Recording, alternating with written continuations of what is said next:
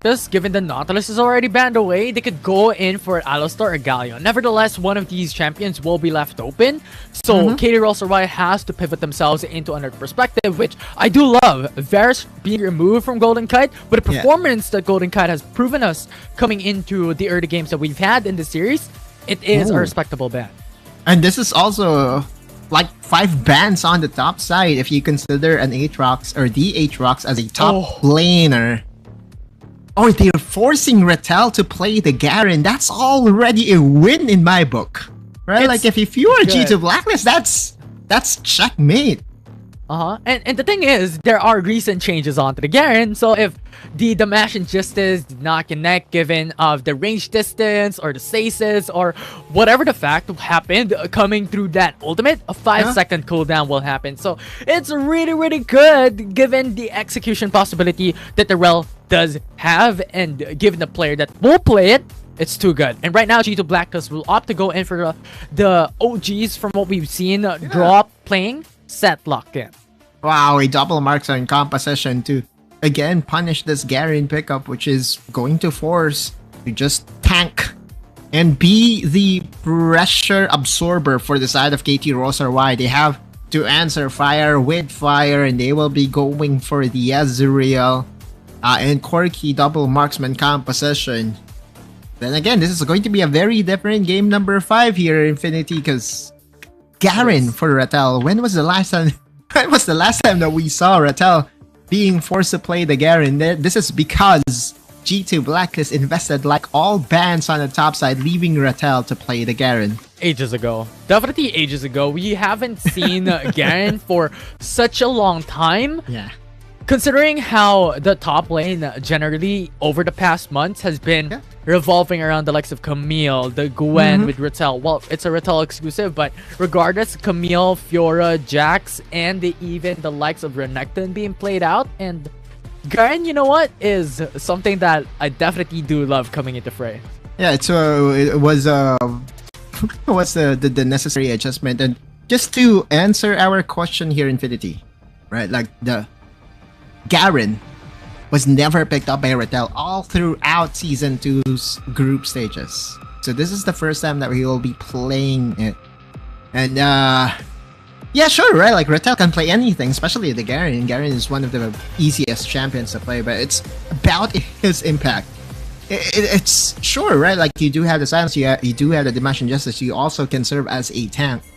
But we saw from game number 4 that when allowed to play all those damage-oriented Baron laners, he can really carry team fights. And Garen is the Rift. Yeah, we're back. There's a lane swap. Game.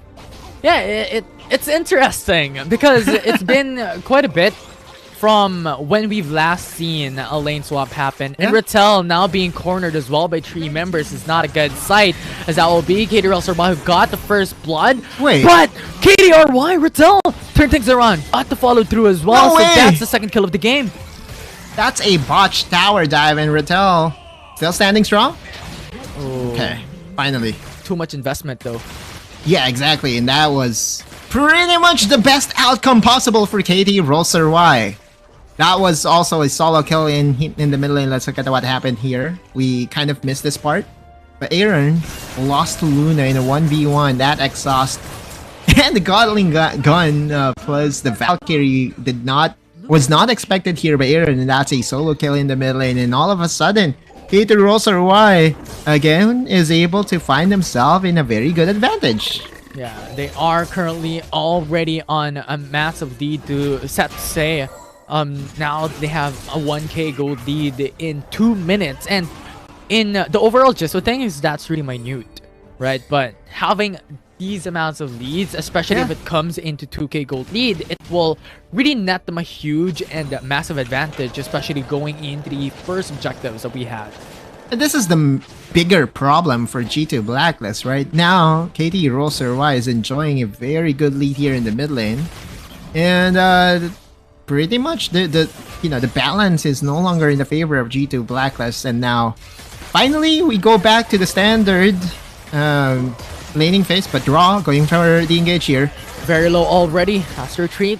Has to respect that possibility. here. The exhaust. The onset of shadow doesn't follow up. Daw just came through out of the shadow and got that kill. And Draw is now being chased out. Two-shot barrage being the final blow in the coffin. And now Aaron comes through as well. The calling is there. Ignite takes him down. Daw still surviving, but the last shot connects, and that will be G2 Blacklist who answers back. At least one return kill, but KT.RY, every advantage that they wanted is definitely on their side, and Carl has to be careful.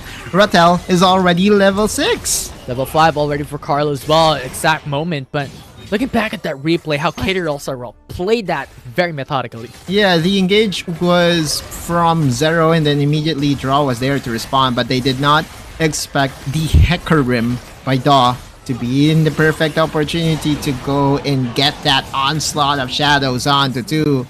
Draw tried to outplay Luna, but the true shot barrage from a fire is pretty much on point. And if you're G2 Blacklist, this is a disaster, especially knowing that they drafted an early game jungler in the Lee Sin. Yeah, and that's really good, right? G2 Blacklist, they really need to keep up. They really need to get those kills. But as soon as I said that, KT.RY gets another, and now they're up 3k gold up against G2B. But Draw wants to counter engage, goes for the ultimate into the back. Acrobat is in danger, and Aaron wants to follow through with damage, but it's not enough as Acrobat lives, and they get the kill instead. From bad to worse to worst. And now KT.RY is enjoying another advantage here in the bottom lane. Acrobat will be getting more tower plates for himself. Another engage. Goes in with the CC, and that will be Corki who goes down, but it's still not enough. 4k gold lead that we're talking about here by KT.RY. This is all the discipline out of the window. This is G2 Blacklist committing mistakes after mistakes. And Acrobat was still even able to recall away with the Ignite already invested here by Draw. This is not a start that you want to be in if you're a fan of G2 Blacklist. And I think that Zero was still even able to, you know, snatch away those Raptors from KD. And yeah, I cannot see anything positive from the plays of G2 Blacklist. If this continues, KT.RY will just be able to transition it into bigger objectives. So they don't have the Zoe that can really turn the things around for G2 Blacklist this time out. And Aaron, you look at him here in the Dragon. Draw comes through to the backside as well, but Draw at this point just gets melted as soon as he taps into the range of Acrobat. Dragon down to 700 HP, secured by G2 Blacklist, and KD comes back in with a Dragon's Rage, connects onto Acrobat, but there's no follow through, and KT.RY deletes the jungler of G2B. The miscommunication is so clear. G2 Blacklist is out of their elements. Another pick off. Draw going for an outplay though. Okay, well, finally at least able to survive, but clearly this is not the expectations that we have in this game for G2B. This is just adding fuel to the fire, and yes, they get a couple of kills, but it's a good step. It's a good step into a good foreseeable future that we have for G2 Blacklist. As now Carl is on the chase. KD, Sonic Wave will not connect. Luna still on the run, gets smited to slow him down a bit. Carl gets that CC as a follow-up, which will be amazing. But Zero stuck here on the brush.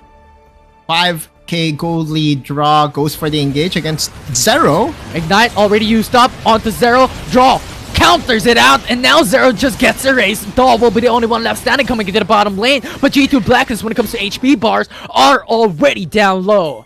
And all the other lanes, or the top lane actually specifically, is already open for the team once again for Rattel, right? Even on the Garen, he sees himself in the perfect opportunity to split push. And another tower for KT.RY uncontested. Okay, alright, at least there is some sort of a miracle, and the tower on the top side is pretty much still standing, only with 29 HP though. And we have to emphasize this, that initially into the game, KT.RY did the lane swap. Rattel went into the bottom lane, and the dual lane went into the top side of the map. And this just gave so much advantage for KT.RY because it was Rattel who got a kill into the early game. It was KT.RY who got the prioritization into top side of the map because it's a 2v1. So right now, it's the road to that snowball for KT.RY. Yeah, that's also not mentioning the fact that Luna was also getting solo kills against Aaron here in the mid lane, right? Like all across the board, KT.RY was winning, and you're seeing now the effect of that early snowball that they were able to get a 7k goal lead advantage in just under 8 minutes here, Infinity. All towers destroyed, or all the first tier towers by G2 Blacklist already destroyed here. And if you're G2B, you need a miracle comeback team fight. Not just one, maybe even two to come back into this game. Yeah, a couple of winning team fights is what they need, but KT.RY is not going to let that through. Right now, KT.RY is really poised to win it coming into this game, because given the facts that we've had, a 6k gold lead in 8 minutes is massive. And yeah. Right now, when it comes to turrets as well, KT.RY, landsliding, snowball has massive advantage when it comes to map control up against G2B. Aaron needing to flash away from the onslaught of shadows, at least no kill to be had in that engage and draw. Only level 8, trying to go for a retaliation, but G2 Blacklist again. Just a couple of seconds late from the counter engage that they wanted. Yeah. And nevertheless, there's still hopes for the likes of G2 Blacklist. And yes, it will be very difficult, but the dependency here would be Golden Kite, right? Because this will be their late game insurance that they've had. Yeah. When we're looking at other champions, Lucian and Lee Sin are the early game prowess of G2 Blacklist, but as we have seen and as we have experienced firsthand, G2 Blacklist did not have the early game. Renekton as well, right? Like early game. That's it for the Renekton. Big game as well. Yeah, sure. Worth considering. But all across the board, right? The 5 members of KT.RY has the advantage. It's really going to be a very tall task for G2 Blacklist to come back into this game, given the fact that KT.RY is one of the most disciplined teams that we have from APAC, right? They're not going to surrender all those leads just from mistakes. You have to work hard for it, and G2 Blacklist knows it. Yeah, and we'll see how KT.RY at this point will be able to balloon this advantage, or how G2B will be able to turn things around, as right now KT.RY is even unfazed of the presence of Car for Rattel into the bottom lane. There's no stopping them. They have to force and bring in at least 2 members to stop the Baron laner of KT.RY. And just the fact that they're already knocking on towards the mid lane inhibitor tower is not a good sign if you're a fan of G2 Blacklist. That's how ahead KT.RY is in the pivotal game number 5. We have to remember that this is a best of 7. Whoever wins this will be in match point. Wow, what a performance so far here by KT.RY. Yeah, it definitely is. It's just, it's like scaling. They're scaling series-wise.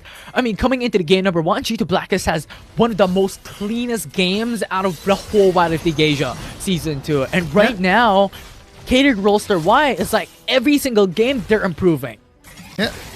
Draw. Now being stuck, it's a 2v1, has to force out, going into the backside, but the onset of shadows denies the access onto Acrobat. Culling has been forced away as G2 Blacklist wants to go in for the counter engage. Okay. Rattel comes into the backside with a perfect time for a flank. That won't be the end of G2 Blacklist's back lines. And Carl and Katie, the only ones left standing, but KT.RY still unfazed. KT.RY will be using what is remaining of their minions to get this inhibitor tower in the mid lane, and Carl, doing his best to stop it, will easily get denied here by RY. Acrobats so close in taking down another kill for themselves, and this is returning the favor of what happened in game number 1. Let's look at that replay once again. Draw thought that he had the perfect opportunity to go for an engage, but lo and behold, right, he was there, or the members of KT.RY was there to respond. Very timely stasis, and the choke points, you kind of want to avoid that, especially against a Quirky.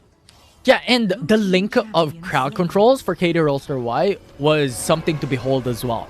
How Zero pretty much was able to go in with a body snap, explosive cast, followed up by the onset of shadows by Daw, was really good to really just bring down the likes of Draw, especially considering that he is built like a tank coming into this game. It's the perfect opportunity for the Garen to basically enter a fight, going for the flank and just pressing one button for the execute. And now KT.RY will have the perfect opportunity to start this Baron. If they get this Infinity, it will be so hard for G2 Blacklist to come back.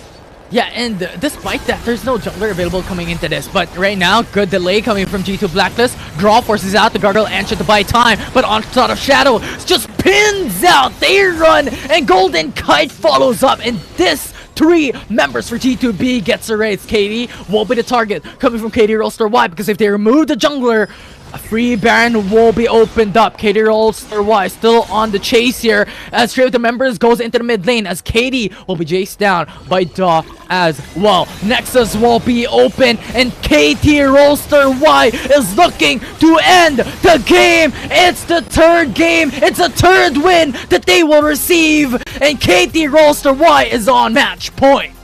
What a reversal of fortune. KT.RY with a very easy game and pushing G2 Black